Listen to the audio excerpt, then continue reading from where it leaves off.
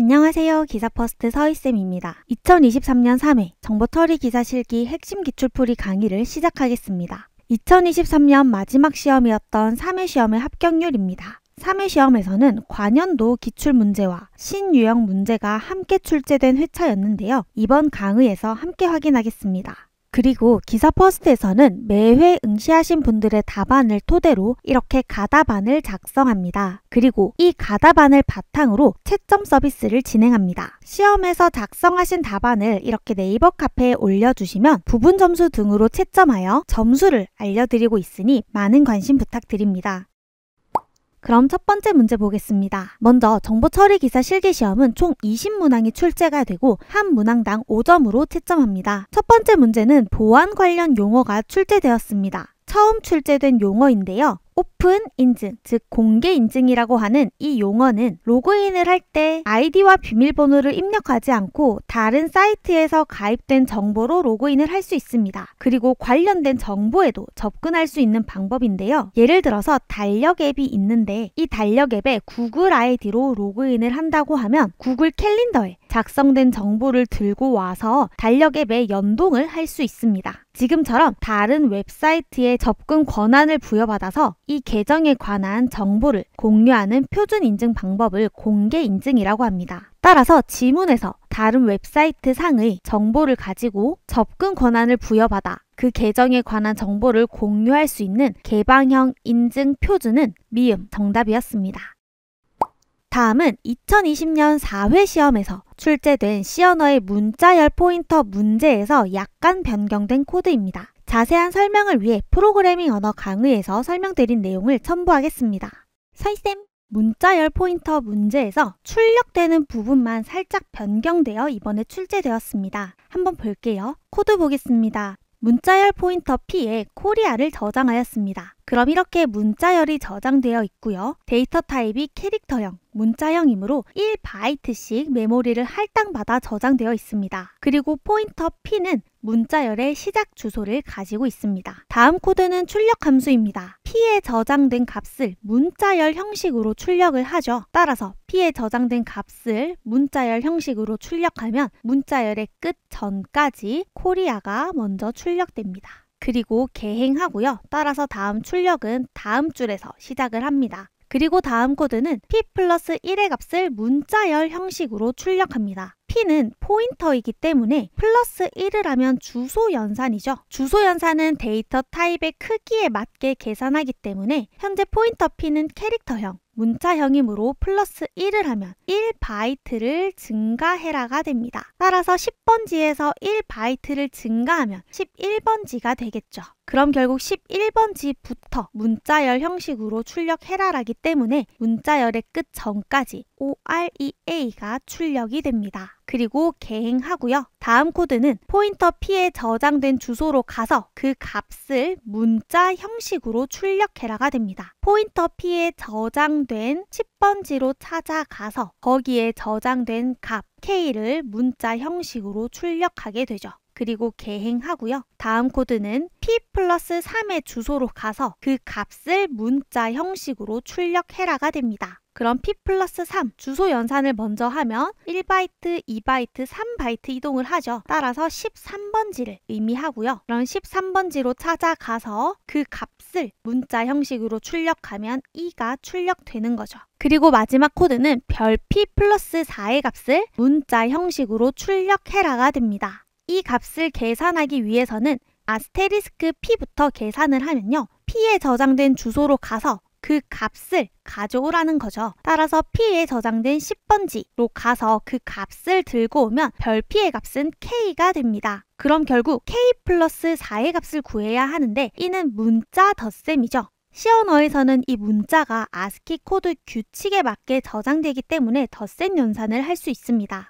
K는 현재 아스키 코드표를 보면 75죠. 따라서 K값 75와 4를 더해서 79를 계산할 수가 있습니다. 그럼 이 79를 문자 형식으로 출력하라는 코드니까 마찬가지로 아스키 코드 규칙에 맞게 이 79는 문자 O와 대응됩니다. 따라서 대문자 O가 출력이 됩니다.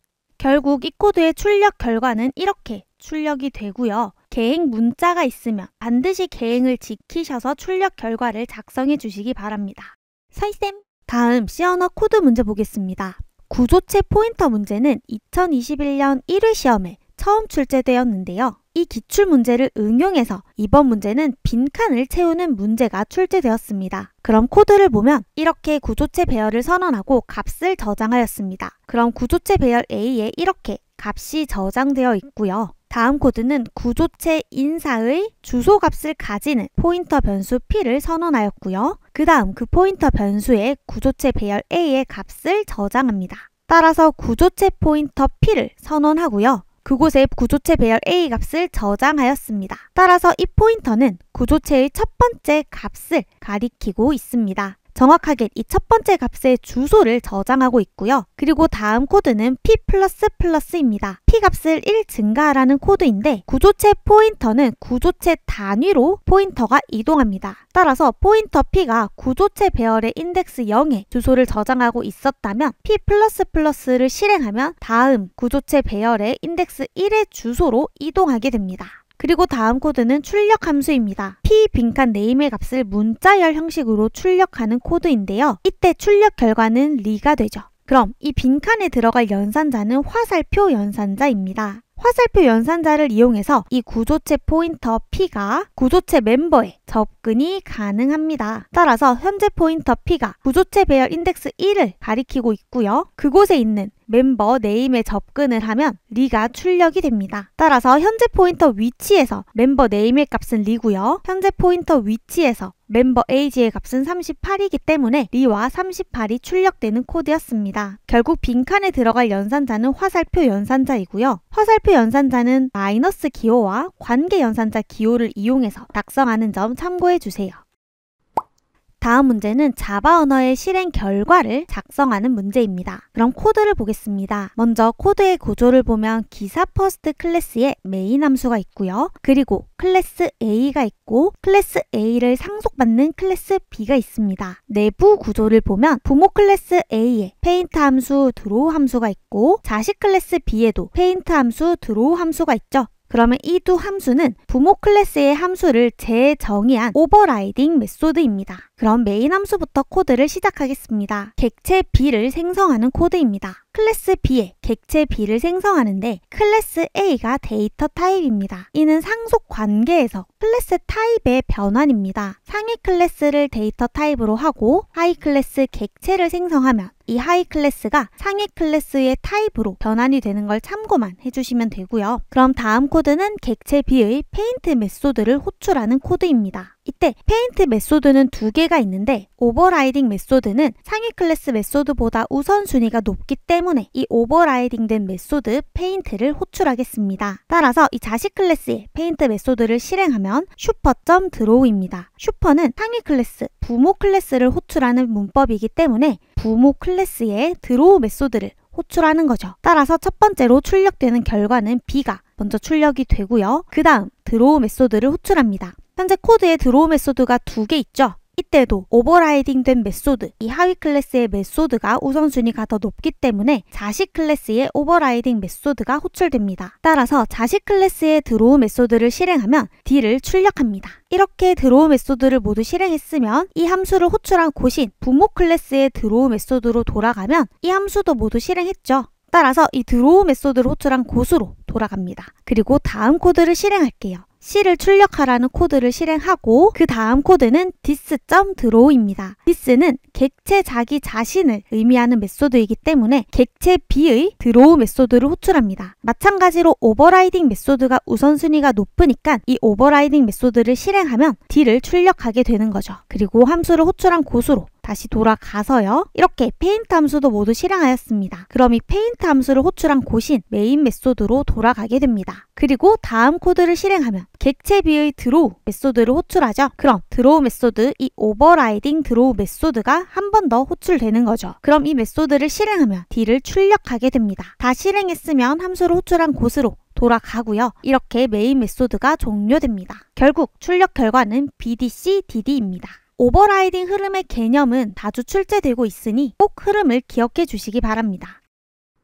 이번 문제는 2020년 2회 기출문제입니다. 2020년 2회 시험에는 명령어를 모두 작성하는 문제가 출제되었는데 이번에는 이렇게 빈칸을 두고 채우는 문제가 출제되었습니다. 지문을 보면 리눅스에서 사용자에게는 읽기 쓰기 실행, 그룹에게는 읽기 실행, 기타에게는 실행 권한을 ATXT 파일에 부여하는 명령어를 한 줄로 쓰시오입니다. 단 8진법 숫자를 사용해서 명령어를 작성합니다. 명령어에는 2개의 빈칸이 있기 때문에 한 개를 맞추시면 3점이 부여되는 부분 점수 문제입니다. 먼저 지문에서 파일에 권한을 부여하는 명령어는 chmod 명령어죠. 모드를 변경하는 명령어이고요. 따라서 1번에는 chmod 명령어를 실행하고 그 뒤에는 어떤 접근 권한을 부여할지가 작성됩니다. 첫 번째, 사용자에게는 읽기, 쓰기, 실행 권한이 모두 부여되고요. 그룹에게는 읽기, 실행 권한만, 기타에게는 실행 권한만 부여됩니다. 그럼 부여하는 권한이 1이 되고 부여하지 않으면 0이 됩니다. 이렇게 이진수로 표현한 다음에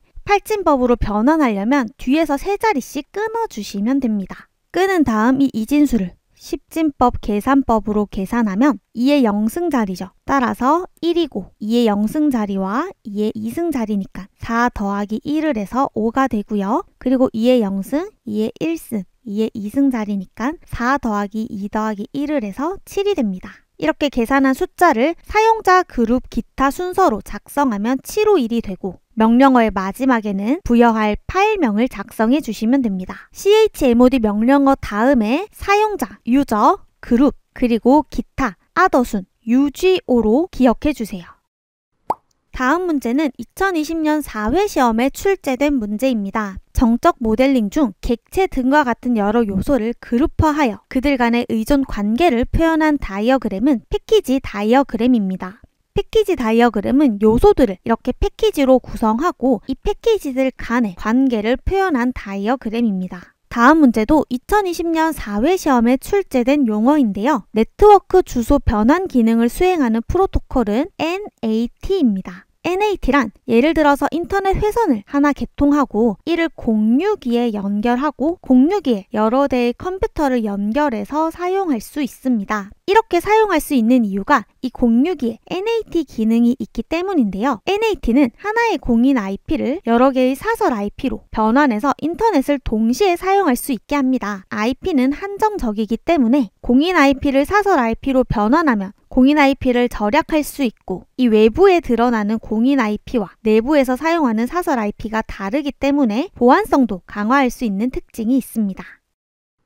다음은 데이터의 전송 방식이 비동기식으로 53바이트의 셀을 기본 단위로 하는 패킷 교환 방식은 비동기 전송 모드라고 해서 ATM입니다. 초고속 대용량 데이터를 전송하는 데 사용되는데요. 전송하려는 데이터가 있으면 일정 크기 53바이트로 먼저 분해해서 전달합니다. 예를 들어 이렇게 데이터가 3개가 있고요. 1초에 보내는 셀이 A1, B1, C1이라고 하면 이를 모아서 일단 버퍼에 저장을 하고 우선순위에 따라서 순서대로 전달을 하고요. 그 다음에 2초에 보내는 셀은 B2, C2가 있다면 이를 또 모아서 버퍼에 저장한 다음 우선순위에 따라 전송을 하고 3초에는 A3, C3가 있다면 마찬가지로 우선순위에 따라 전달하게 됩니다. 이때 이 통신망은 이 셀들의 전달에만 관여하기 때문에 대용량 데이터도 고속으로 전달할 수 있고 패킷의 크기를 일정 크기로 분해하고 조립하기 때문에 흐름 제어나 에러 제어가 비교적 간단하다는 특징이 있습니다.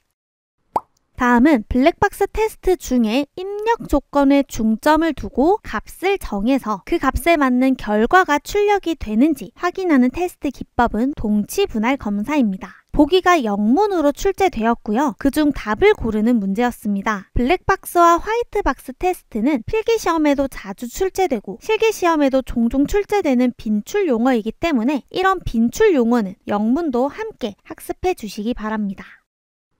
다음 문제는 SQL문의 실행 결과를 작성하는 문제였는데 문제 오류로 전원 정답 처리된 문제입니다. SQL문을 보면 T1 테이블의 속성 A와 T2 테이블의 속성 A를 유니온한 다음에 A 속성을 기준으로 내림차순 정렬하여 검색하는 SQL문입니다. 이 SQL문의 세미콜론은 SQL문의 끝을 나타냅니다. 즉 T1 테이블과 T2 테이블을 합집합하고 이 SQL문이 종료되는 거고요. 그 다음 속성 A를 내림차순하는 SQL문이 단독으로 실행되는데 이때 정렬해야 되는 A 속성이 없기 때문에 이 SQL문은 오류가 발생합니다. 따라서 문제 오류로 전원 정답 처리된 문제이고요. 만약 오류 발생이 없도록 이 T2 다음에 있는 세미콜론을 삭제하면 T1 테이블의 A 속성과 T2 테이블의 A 속성을 합집합 연산을 하고 A 속성을 기준으로 내림차순 정렬하는 SQL문을 실행하면 유니온 연산자는 중복을 제거한 합집합 연산자이기 때문에 1, 2, 3, 4까지 합집합 연산의 결과가 되고요. 1을 내림차순으로 정렬하기 때문에 높은 숫자에서 낮은 숫자로 정렬되어 출력됩니다. 초강학습 자료실에 제공해드리는 기출문제에는 이 T2의 세미콜론 없이 정상적으로 동작하는 SQL문으로 제공해드렸기 때문에 이 표가 정답이 됩니다.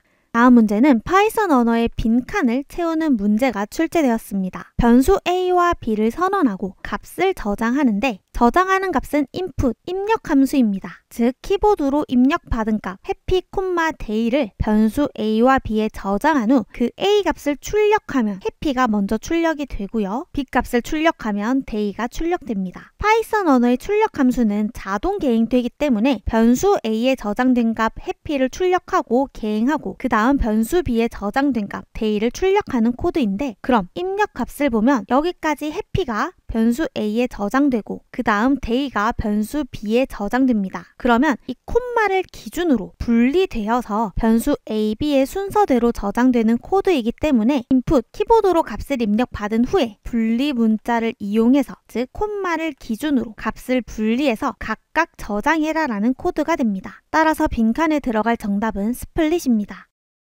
다음 문제는 접근 통제와 관련된 용어를 작성하는 문제입니다. 키워드 중심으로 보면요. 보안 등급을 부여받아 접근 권한을 부여하는 방식은 MAC 방식이고요. 그 다음은 역할을 부여받아 접근 권한을 부여하는 방식은 RBAC 방식입니다. 그 다음은 신분에 따라 접근 권한을 부여하는 방식은 DAC 방식입니다. 2021년 1회 시험에 처음으로 접근 통제 문제가 출제되었습니다. 그땐 DAC가 정답이었는데요. 지금처럼 한번 기출된 문제와 관련된 용어가 출제될 확률이 높습니다. 따라서 기출문제와 관련된 내용을 우선적으로 학습하시는 것을 권해드립니다. 다음은 라우팅 프로토콜 문제가 출제되었습니다. 내부 라우팅 프로토콜로 라우터의 홉수, 라우터의 대수에 따라 최단 경로를 결정하는 거리 벡터 알고리즘을 사용하고 소규모 네트워크에서 사용하는 프로토콜은 RIP입니다. RIP는 라우터의 대수에 따라서 경로를 결정하기 때문에 선택된 라우터의 속도나 지연 등을 고려하지 않아 최적의 경로가 아닐 수도 있습니다. 그리고 라우터의 대수를 16개 미만으로 제한하기 때문에 소규모 네트워크에 적합한 프로토콜입니다. 다음 문제는 무결성 제약 조건 문제로 키워드는 외래키, 제약 조건으로 릴레이션은 참조, 할 수 없는 외래키 값을 가질 수 없다를 의미하는 제약 조건은 참조 무결성 제약 조건입니다. 예를 들어서 사원 테이블의 소속 부서가 부서 테이블에 부서 번호를 참조한다고 하면 이 부서 번호에 없는 4부서의 값을 가질 수 없음을 의미합니다. 다음 자바 언어 문제입니다. 이 문제는 2020년 4회 시험에서 출제되었던 코드에서 이 전달인자 숫자만 변경되어서 출제되었습니다. 자세한 설명을 위해 프로그래밍 언어 강의에서 설명드린 내용을 첨부하겠습니다. 서희쌤! 자바 언어 문제 보겠습니다. 이번 문제는 2020년 4회 실기시험에 출제된 오버라이딩 메소드 관련 문제가 응용되어 출제되었습니다. 문제풀이 29강에서 확인하실 수 있는데요. 2020년도에는 컴퓨트 4를 호출하였다면 이번 시험에는 컴퓨트 7을 호출하는 문제였습니다. 자세히 볼게요. 먼저 자바 코드의 구조를 보면 페런트 클래스가 있고 이 페런트 클래스를 상속받는 차일드 클래스가 있습니다. 두 클래스의 내부를 보면 둘 다 컴퓨트 메소드가 있습니다. 이 구조는 상위 클래스 컴퓨트 메소드를 하위 클래스에서 재정의한 구조, 오버라이딩 구조입니다. 그리고 기사 퍼스트 클래스가 있고 메인 함수가 있습니다. 메인 함수부터 코드를 실행하면 객체를 생성하는 코드입니다. 차일드 클래스 객체 OBJ를 생성하는데 클래스 패런트가 데이터 타입입니다. 이는 상속 관계에서의 클래스 타입 변환인데 상위 클래스를 데이터 타입으로 하고 하위 클래스의 객체를 생성하면 하위 클래스가 상위 클래스 타입으로 변환이 되는 걸 참고만 해주시면 됩니다.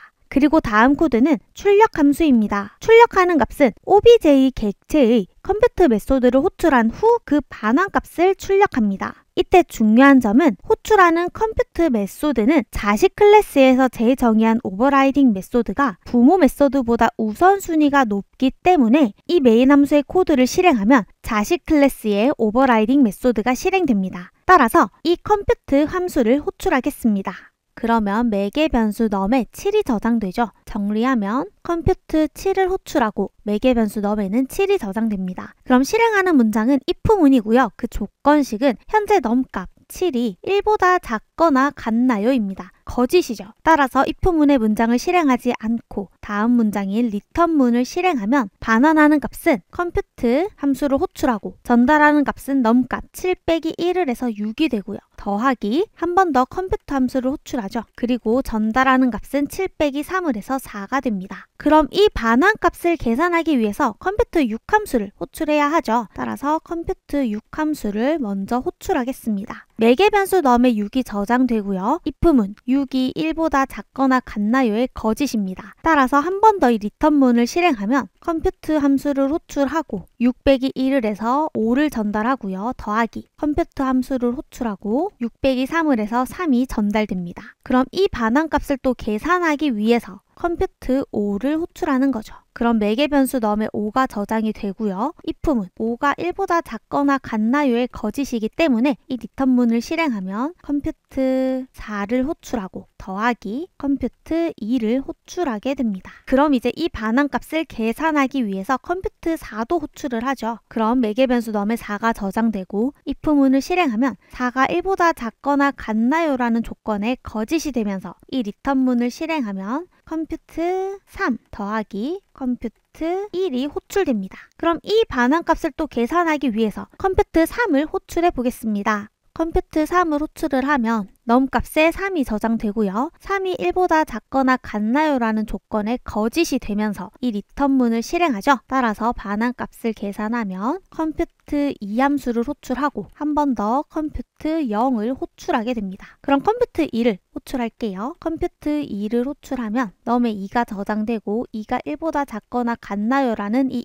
if문의 조건식의 거짓이니까 따라서 이 return문을 실행하면 컴퓨트 1을 호출하고 컴퓨트 -1을 함께 호출합니다. 따라서 컴퓨터 1을 계산을 해야 이 반환 값을 알 수가 있죠. 그럼 컴퓨트 1을 한 번 더 호출할게요. 매개 변수 num에 1이 저장되고 이제 if문 1이 1보다 작거나 같나요라는 조건에 참이 됩니다. 즉 이 if문의 결과값이 참이므로 if문의 문장을 실행하게 되죠. 그럼 return문인데 num 값을 return하라입니다. 현재 num에 저장된 값은 1이죠. 따라서 1이 컴퓨터 1을 호출한 고수로 반환되게 됩니다. 그럼 이제 컴퓨터 2의 값을 계산하기 위해서 컴퓨트 -1도 호출해야 하죠. 따라서 이 컴퓨트 -1을 한 번 더 호출하게 됩니다. 그럼 num 값에는 -1이 저장이 되고요. if문의 조건식 -1이 1보다 작거나 같나요라는 조건에 또 참이 되면서 if문의 문장인 num 값을 return해라가 되죠. 따라서 현재 num 값 -1을 이 함수를 호출한 고수로 반환하게 됩니다. 그럼 이제 컴퓨트 2 값을 계산할 수가 있어요. 1 더하기 -1이죠. 즉 0입니다. 그럼 이 컴퓨트 2를 호출한 고수로 0이 반환되는 거죠. 그럼 이제 컴퓨트 3의 반환값을 계산하기 위해서 컴퓨트 0도 호출해야 합니다. 따라서 컴퓨트 0을 호출하게 됩니다. 그럼 매개 변수 num에 0이 저장되고요. if문의 조건식 0이 1보다 작거나 같나요에 참이 되면서 이 return문을 실행하면 num 값 0이 이 함수를 호출한 고수로 반환이 되는 거죠. 따라서 컴퓨트 3의 값은 0 더하기 0을 해서 0이 됩니다. 그럼 이제 이 컴퓨트 3을 호출한 고수로 돌아갈게요. 컴퓨트 3을 호출한 값은 이 컴퓨트 4입니다. 따라서 이 값이 0이면요. 다음 컴퓨트 값은 컴퓨트 1을 호출하게 됩니다. 컴퓨트 1의 값은 여기서 계산을 하였죠. 반환값이 1입니다. 따라서 이 함수를 호출하면 1이 반환되기 때문에 이 컴퓨트 4의 값은 0 더하기 1을 해서 1이 되는 거죠. 그럼 이제 컴퓨트 4를 호출한 고수로 가면요. 이 1을 반환값으로 가지고 다음은 컴퓨트 2를 호출하는 겁니다. 컴퓨트 2를 호출한 값도 먼저 계산을 했죠. 컴퓨트 2의 값은 0으로 계산을 했었습니다. 따라서 이 컴퓨트 2는 0을 가지는 것을 알고 있고요. 그럼 이 값을 계산하면 1 더하기 0을 해서 1이 되죠. 그럼 이제 컴퓨터 5를 호출한 고수로 돌아갑니다. 1이죠. 그리고 컴퓨터 3의 값을 호출하면 컴퓨터 3도 계산을 했었습니다. 0으로 계산이 됐었고요. 따라서 0을 하면 컴퓨터 6의 값은 1 더하기 0을 해서 1이 됩니다. 그럼 이제 컴퓨터 6을 호출한 고수로 돌아가게 됩니다. 컴퓨터 6의 값은 1이고요. 그럼 컴퓨터 4의 값은 현재 계산되어 있죠. 1입니다. 따라서 컴퓨터 7의 값은 1 더하기 1을 해서 2가 되는 거죠. 그럼 이제 이 컴퓨터 7을 호출한 곳인 메인 함수로 돌아가면 이 반환값 2가 반환되고 그 값이 출력되는 코드입니다. 따라서 이 코드의 출력 결과는 2가 되고요. 컴퓨터 7의 반환값을 계산하기 위해서 이렇게 자기 자신을 계속 호출하는 재기함수의 구조를 반드시 이해해 주시기 바랍니다.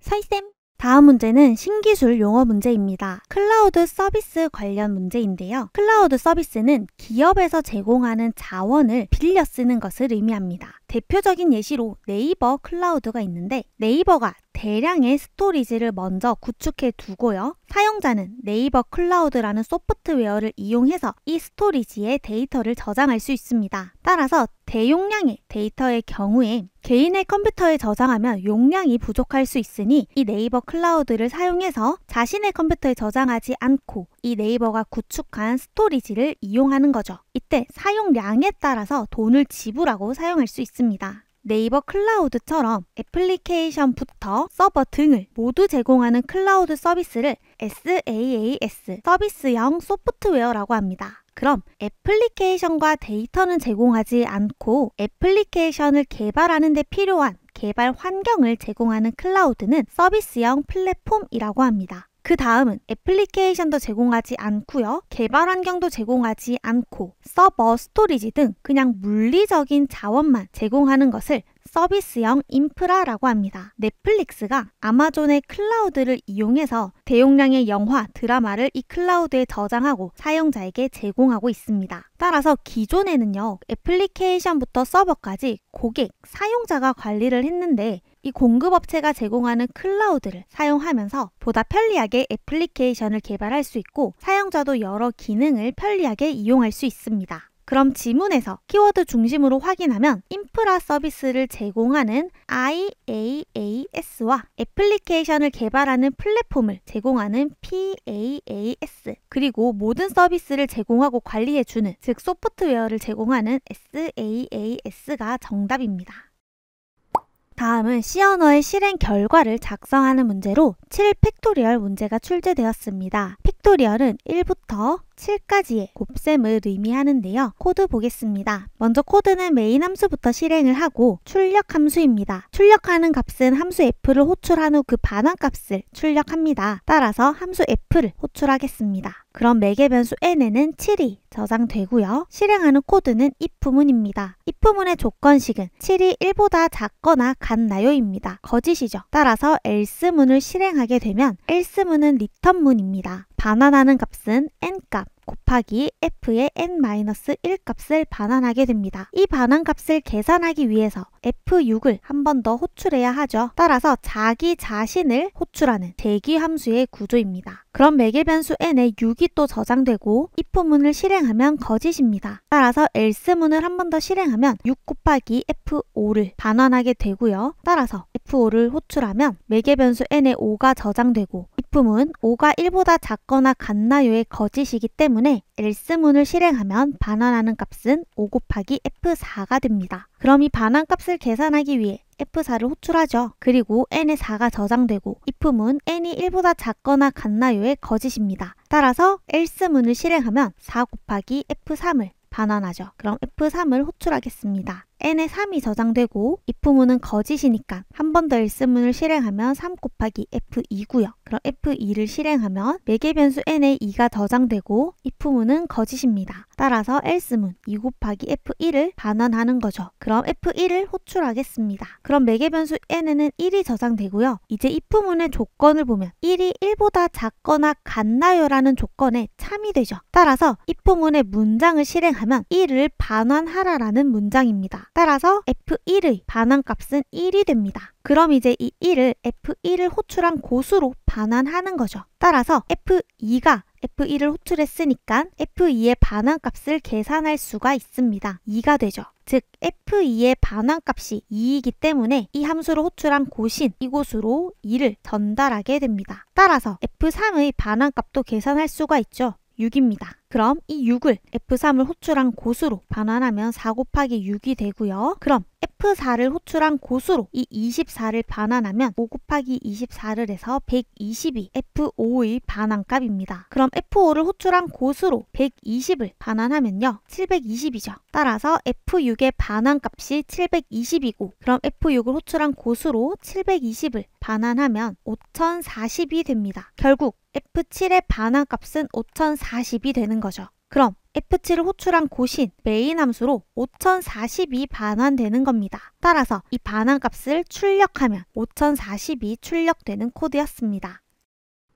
다음은 자바 언어 코드입니다. 스태틱 메소드와 변수에 관련된 문제인데요. 자세한 설명을 위해 프로그래밍 언어 강의에서 설명드린 내용을 첨부하겠습니다. 서희쌤! 이번엔 자바 언어로 구현된 프로그램에서 오류가 발생하는 라인을 고르는 신유형 문제가 출제되었습니다. 그럼 코드의 구조를 한번 보겠습니다. 클래스 person이 있고요. person 안에 프라이빗으로 선언된 문자열 타입 변수 name이 있습니다. 프라이빗으로 선언되었기 때문에 선언된 클래스 내에서만 사용할 수 있습니다. 그리고 생성자 person이 있고 이 생성자의 매개 변수는 문자열 타입이고요. 생성자를 실행하면 name 변수에 전달받은 값 val 값을 저장합니다. 현재 name은 프라이빗 변수이기 때문에 이 클래스 내에서만 사용할 수 있습니다. 현재 클래스 내에서 사용하고 있으므로 잘 실행이 되고요. 그리고 val 값도 문자열이고 name도 문자열 타입이기 때문에 매개 변수로 받은 이 문자열을 변수 name에도 잘 저장할 수 있습니다. 그리고 다음 코드는 스태틱 메소드 get이 있습니다. 접근 제한자는 퍼블릭이라서 모든 곳에서 접근이 가능하고요. 반환형은 스트링, 문자열입니다. 이 메소드의 실행 코드는 name을 반환하라는 코드인데요. 현재 name은 스트링형이기 때문에 반환형은 일치합니다. 하지만 name 변수가 스태틱 변수가 아니기 때문에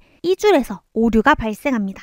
왜 오류가 발생하는지 변수에 따른 자바의 메모리 영역을 함께 확인하겠습니다. 먼저 변수 선언 위치에 따라 크게 4가지로 구분하였습니다. 첫 번째, 스태틱 키워드를 사용한 스태틱 변수가 있고요. 두 번째, 클래스 영역에서 스태틱 변수가 아닌 일반 변수, 인스턴스 변수가 있습니다. 이 두 변수는 메소드 외부에 선언되어 있기 때문에 전역 변수라고도 할 수 있습니다. 그리고 세 번째는 메소드의 값을 전달받기 위한 매개 변수가 있고요. 그리고 메소드 내부에 선언된 지역 변수가 있습니다. 이 매개 변수도 선언된 메소드 안에서만 사용할 수 있기 때문에 지역 변수에 포함됩니다. 그럼 이 4개의 변수들이 자바 메모리 영역에 다 다르게 저장되는데요. 먼저 자바 메모리 영역은 크게 3가지의 영역으로 이루어져 있습니다. 스태틱 영역, 힙 영역, 스택 영역이 있습니다. 첫 번째 스태틱 영역은 클래스와 관련된 정보와 스태틱 키워드가 붙은 스태틱 메소드, 그리고 스태틱 변수 등이 저장되는 영역입니다.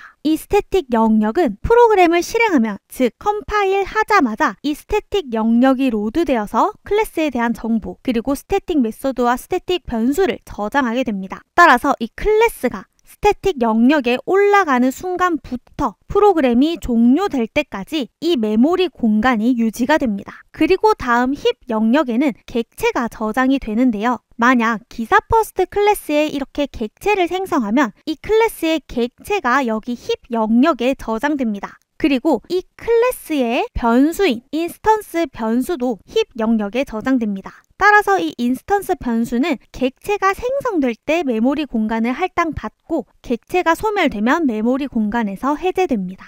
마지막 스택 영역에는 일반 메소드와 메소드 내부에 선언된 지역 변수가 저장되는 영역입니다. 따라서 이 메소드가 실행되면서 변수를 선언한다라는 코드가 실행되면 메모리 공간을 할당받고요. 그리고 그 메소드가 종료되면, 즉 지역 변수를 선언했던 이 블록이 종료되면 지역 변수 공간도 해제됩니다. 이런 특징 때문에 스태틱 메소드는 객체를 생성하지 않아도 프로그램을 실행하면 스태틱 영역에 바로 공간을 할당받음으로 객체 생성 없이 호출할 수 있는 메소드고요. 스태틱 변수도 마찬가지로 프로그램을 실행하면 이 스택 영역에 바로 공간을 할당받기 때문에 객체를 생성하지 않아도 접근할 수가 있고 이 하나의 공간을 계속 사용하기 때문에 그 값을 공유하는 특징이 있습니다.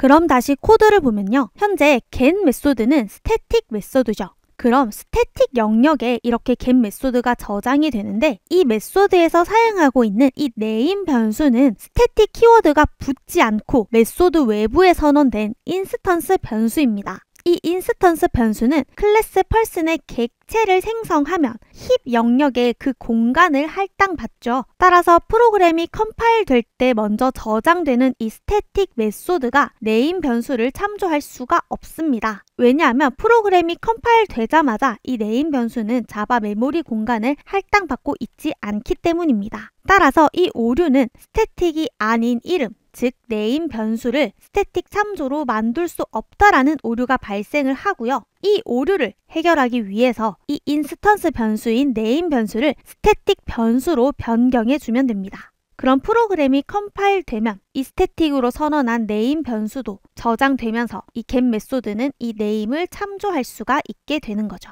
따라서 오류가 발생하는 라인을 고르시오라는 문제의 정답은 7번 라인. 스태틱 메소드 안에서는 스태틱 변수를 사용해야 하는데 현재 인스턴스 변수를 사용하고 있어서 오류가 발생하는 코드였습니다. 서희쌤, 그러면 직접 코드를 실행해 보겠습니다. 먼저 7번 라인에서 오류가 발생하죠. 스태틱이 아닌 필드 이름을 스태틱 참조로 만들 수 없다이기 때문에 이 name 변수를 스태틱으로 변경해 보겠습니다.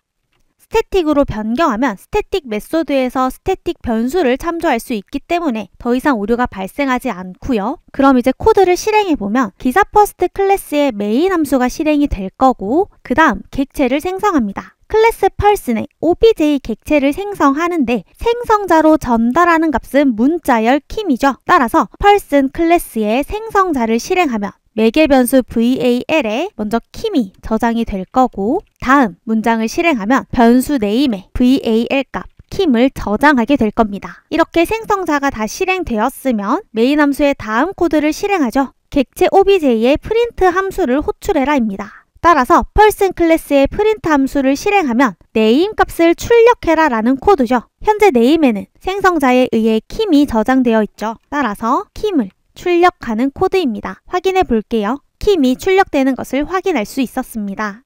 서희쌤, 이번 문제는 관계대수의 기호를 보기에서 고르는 문제가 출제되었습니다. 공통 속성을 중심으로 릴레이션을 합치는 연산은 조인이고요. 조인은 기호로 이 리본, 디귿이죠. 그 다음은 릴레이션에서 속성을 추출하는 연산은 프로젝트 연산입니다. 프로젝트 연산의 기호는 파이고요. 그 다음 릴레이션에서 튜플을 추출하는 연산은 셀렉트 연산으로 기호는 시그마입니다. 그럼 마지막은 R과 S의 릴레이션에서 S가 가진 속성을 제외한 속성을 구하는 연산은 디비전 연산으로 나누기 기호를 사용합니다. 2023년 3회 시험에 이 나누기 기호를 작성하는 문제가 출제되었는데요. 그리고 이번 문제는 이와 관련된 관계대수 연산자의 기호들을 보기에서 고르는 문제가 출제되었습니다.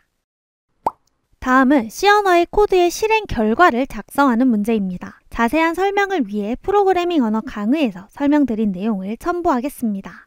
서희쌤, 완전수 관련 문제는 문제풀이 8강에서 한번 설명드렸는데요. 완전수란 자기 자신을 제외한 약수의 합이 자기 자신이 되는 수를 의미합니다. 즉 6의 약수는 1, 2, 3, 6이 있는데 자기 자신을 제외한 이 약수의 합이 자기 자신이 됩니다. 따라서 6은 완전수입니다. 이렇게 6부터 30까지의 완전수를 찾아서 그 개수를 출력하는 문제가 2022년 3회 시험에 출제되었는데요. 이번 시험에는 1부터 100까지의 숫자 중 완전수의 합을 출력하는 문제가 출제되었습니다. 전체 코드를 한번 확인하면 메인 함수에서 포문을 실행하는데요. i는 1부터 100까지 반복 실행하는데 실행하는 문장은 complete 함수를 호출하는 문장입니다. 만약 이 함수의 반환값이 참인 경우에는 s에 s 플러스 i 값을 저장을 하고요. 거짓일 경우에는 아무것도 실행하지 않고 바로 i 값을 증가하는 증감식을 실행하면서 이 포문을 반복하는 코드입니다. 그럼 호출하는 complete 함수가 완전수를 판별하는 함수가 됩니다. 자기 자신을 제외한 약수의 합을 더해서 그 합이 자기 자신과 같으면 1을 반환하고요. 다르면 0, 거짓을 반환하는 거죠. 그럼 이 코드가 어떤 흐름으로 진행되는지 디버깅표를 보겠습니다. 그럼 메인 함수에서 i는 1부터 시작하니까 complete 1을 호출하는 거죠. 따라서 함수를 실행하면 매개 변수 n에 1이 저장되고요. 첫 번째 코드는 sum이 0이고요. 두 번째 코드는 포문입니다. 포문의 구조를 보면 j는 1부터 시작을 하고요. 조건식을 보면 j 값이 즉 1이 n 나누기 2값 1을 2로 나눈 값 0보다 작은 가요입니다. 정리하면 j값 1이죠. 1이 0보다 작거나 같은 가요입니다. 정수 나누기 정수값은 정수로 반환하기 때문에 1 나누기 2를 하면 0.5가 아니라 소수점이 버림되어서 0으로 반환하게 됩니다. 따라서 이 포문의 조건식이 거짓이 되죠. 그럼 포문의 조건에 만족하지 않으니까 이 포문을 실행하지 않고 바로 다음 코드를 실행하게 됩니다. if문이죠. 현재 sum 값은 0이고 n은 1입니다. 0과 1이 같나요? 라는 조건식의 거짓이 되죠. 따라서 이 if문이 거짓이니까 else문을 실행하면 return 0, 0을 함수를 호출한 곳으로 이 메인 함수로 반환하게 됩니다. 이 조건식에서 0은 거짓을 의미하죠. 따라서 이 메인 함수의 if문이 거짓이니까 아무것도 실행하지 않고 선두로 가서 i 값을 1 증가하게 되는 거죠. 따라서 i는 이제 2가 됩니다. 그럼 complete 2 함수를 호출하게 되는 거예요.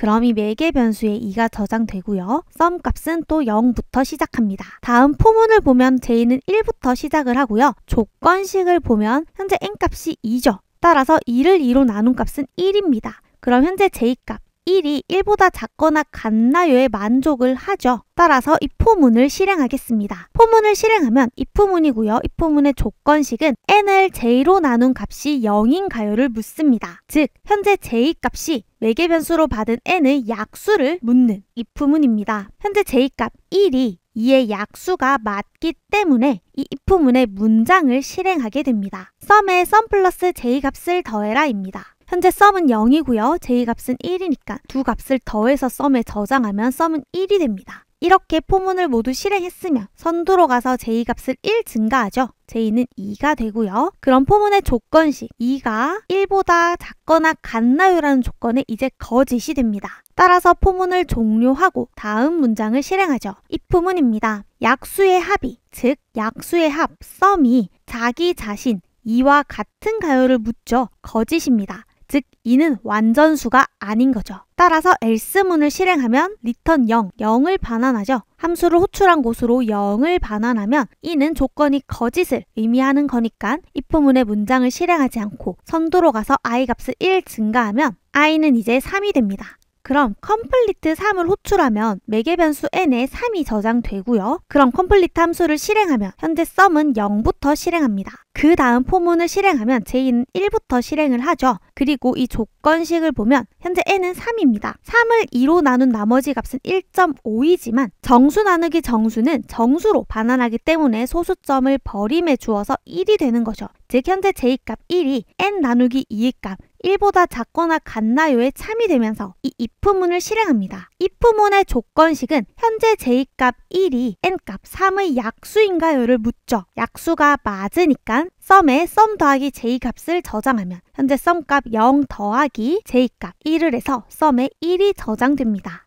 그리고 선두로 가서 j를 1 증가하면 j는 2가 되고요. 조건식을 보면 j값 2가 1보다 작거나 같나요? 라는 조건에 이제 거짓이 되죠. 따라서 이렇게 포문이 종료되고 다음 문장인 if문을 실행하면 sum값 자기 자신을 제외한 약수의 합이 자기 자신과 같나요라는 조건에 거짓이 됩니다. 따라서 else문을 실행하면 0을 반환하는 거죠. 즉 3도 완전수가 아니다 라고 한 겁니다. 그럼 이 메인 함수의 이 if문이 거짓이 되니까 아무 문장도 실행하지 않고 선두로 가서 i 값을 1 증가하게 됩니다. i 값을 1 증가하면 i는 이제 4가 되어서 complete 4를 호출하게 되고요. 그럼 이 매개 변수 n에 4가 저장됩니다. 그리고 이 함수를 실행하면 썸값은 0부터 시작을 하죠. 그리고 폼은 j 는 1부터 시작을 하고 조건식을 보면 현재 n은 4입니다. 그럼 4를 2로 나눈 값은 2죠. 따라서 j값 1이 2보다 작거나 같나요에 참이 되면서 if문을 실행하겠습니다. if문의 조건식은 현재 j값 1이 n의 약수인가요를 묻는데 참이죠. 따라서 이 썸에 값을 저장하면 썸 더하기 j값 1을 해서 썸은 1이 되죠. 그리고 선두로 가서 j값을 1 증가하면 j는 2가 되고요. 그럼 조건식을 한 번 더 보면 2가 2보다 작거나 같나요에 이제 만족을 하죠. 따라서 if문을 실행하면 j값 2가 n값 4의 약수인가요에 참입니다. 따라서 썸에 한 번 더 값을 저장하면 현재 썸값 1 더하기 j값 2를 해서 썸에 3이 저장됩니다. 그리고 선두로 가서 j값을 1 증가하면 j는 3이 되고요. 조건식을 보면 3이 2보다 작거나 같나요에 이제 거짓이 되면서 이렇게 포문이 종료됩니다. 따라서 if문을 실행하면 자기 자신을 제외한 약수의 합이 3이죠. 그 썸값이 자기 자신과 같나요를 물으면 거짓입니다. 따라서 else문을 실행하면 0을 반환하는 거죠. 즉 4도 완전수가 아니다 라고 한 겁니다. 그럼 이 if문의 조건식이 거짓이니까 아무런 문장도 실행하지 않고 선두로 가서 i 값을 1 증가하면 i는 이제 5가 되죠. 따라서 complete 5를 호출하게 됩니다. 지금 완전수를 판별하는 수는 5죠. 5도 완전수가 아닙니다. 왜냐하면 5의 약수는 1과 5가 있는데 자기 자신을 제외한 약수의 합이 1이 되죠. 즉 이 1이 자기 자신과 같나요를 물으면 거짓을 반환하기 때문에 5는 완전수가 아닌 게 판별이 되고요. 따라서 이 메인 함수의 이 complete의 함수의 값도 거짓이 되니까 선두로 가서 다음 수 6이 완전수인지 아닌지 판별하게 됩니다.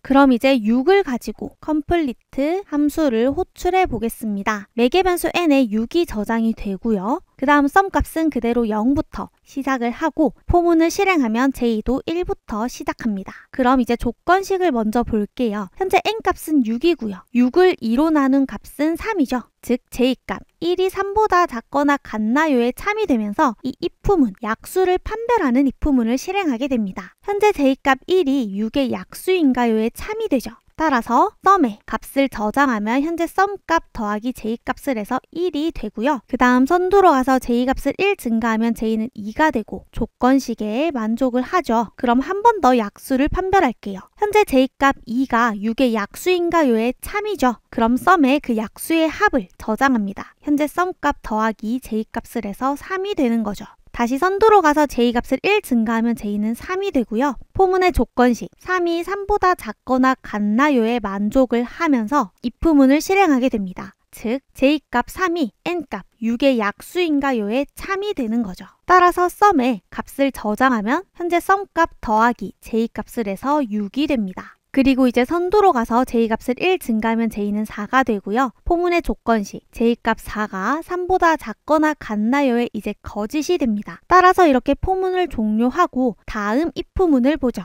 자기 자신을 제외한 약수의 합 6이 자기 자신과 같나요라는 if문의 조건식에 이제 참이 됩니다. 즉 이 조건이 참이면 이 6은 완전수로 판별이 난 거예요. 따라서 반환값은 1을 반환을 하고요. 그럼 함수를 호출한 고수로 1이 반환되는 거죠. 조건식에서 이 1의 값은 참을 의미합니다. 따라서 이 함수를 호출한 반환값이 참이 되면서 if문의 문장인 s에 s 플러스 i 값을 저장하게 됩니다. 현재 s는 0이었고요. i 값은 6이죠. 따라서 0 더하기 6을 해서 s는 6이 됩니다.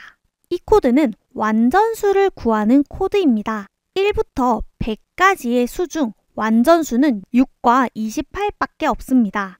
이 두 수는 2022년 3회 시험에서 이미 6과 28은 완전수라고 확인할 수 있었습니다. 이후 100까지 완전수를 계산했을 때 완전수는 없습니다. 사실 실제 시험에서 1부터 100까지 디버깅하는 거는 어려운 일입니다. 아마 이전 시험에서 완전수 문제가 출제되었으니까 이를 응용한 문제인 것 같은데요. 따라서 앞으로 기억해야 할 완전수는 6 다음 28, 그리고 496, 그리고 8128까지만 기억해 두셔도 좋을 것 같습니다.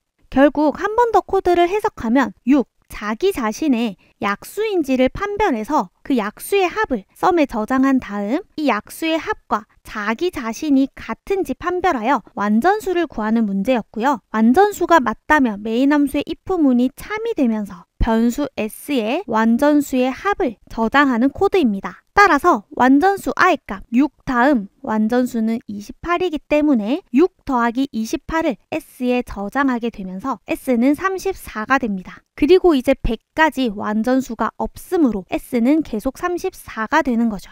이렇게 1부터 100까지의 포문이 종료되면 다음 실행하는 문장은 s값을 출력해라 라는 문장입니다. 현재 s에는 완전수의 합계를 저장하고 있는 변수이기 때문에 6 더하기 28을 해서 34가 저장되어 있죠. 따라서 34가 출력되는 코드였습니다. 서희쌤! 이번 2023년 3회 기출문제는 대부분 강의에서 출제되었습니다. 먼저 프로그래밍 코드는 총 8문제가 출제되었는데요. 기출되었던 코드가 응용되어 출제된 문제가 있었습니다. 따라서 기출된 적 있는 코드는 반드시 이해 위주로 학습을 해주시고요. 그리고 C, 자바, 파이썬의 기본 문법, 스플릿, 빈칸이라던가 응용 문법, 스태틱 메소드와 변수까지 골고루 출제되었기 때문에 기본 문법부터 응용 문법까지 모두 학습해 주시기 바랍니다. 그리고 SQL문은 실행 결과 또는 빈칸 채우기 또는 전체 작성 유형이 골고루 출제되고 있으니 펜으로 적으시면서 직접 작성하는 연습을 통해서 SQL문 문제를 대비해 주세요. 그리고 단답형 용어 문제는 용어를 전체 작성 또는 보기에서 고르는 문제가 출제되었습니다. 키워드 위주로 용어를 암기해 주시고요. 처음 출제되는 용어 또는 기출된 적 있는 용어는 지문에서 답을 최대한 유추하셔서 작성해 주시기 바랍니다. 그리고 필기시험이나 실기시험에 자주 출제되고 있는 용어는 반드시 영문도 함께 학습해 주세요. 그리고 한 문제에서 1번, 2번과 같이 가지수가 있는 문제는 부분 점수가 부여됩니다. 따라서 최대한 답안을 작성하시고 시험지를 제출해 주시기 바랍니다. 용어 암기를 위해서 퀴즐렛 용어집을 제공해 드리고 있고요. 그리고 시험 일주일 전부터는 제공해 드리는 모의고사와 기출문제로 실력을 점검해 주세요. 그리고 실기시험에 출제되는 다양한 문제를 문제집을 통해서 직접 풀이해 주시기 바랍니다. 이상으로 2023년 3회 정보처리 기사 실기 기출풀이 강의를 마치도록 하겠습니다. 시청해 주셔서 감사드립니다.